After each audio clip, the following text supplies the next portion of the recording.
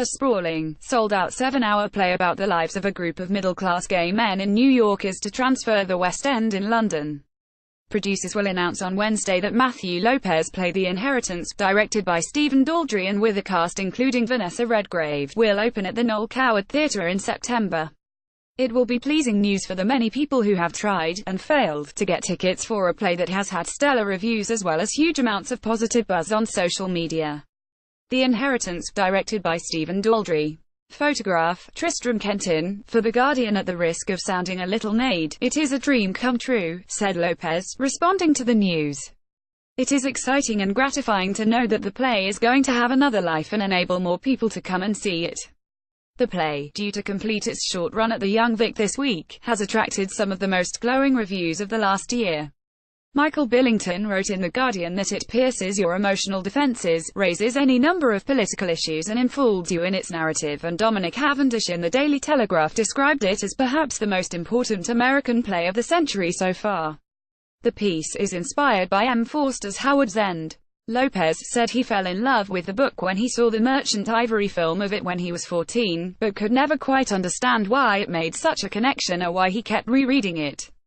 I always questioned what it was about Howard's End that spoke to a young kid growing up in the panhandle of Florida, he said.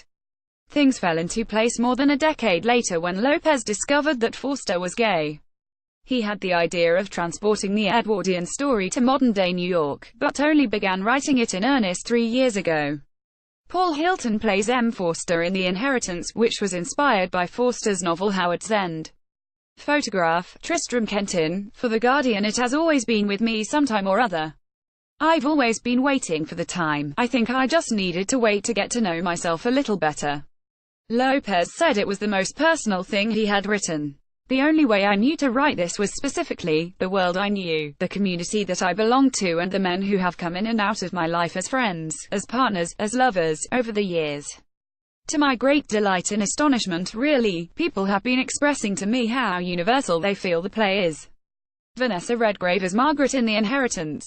Photograph, Tristram Kenton, for The Guardian. Lopez said he had trimmed the play and that it would be closer to 6.5 hours by the time of its opening in the West End, with people able to see it in 2 parts over the same day or on different nights.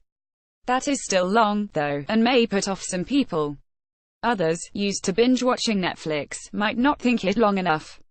The idea of going into a long play is not for the faint of heart, said Lopez. But people are finding it funny and not quite so arduous as they might have feared.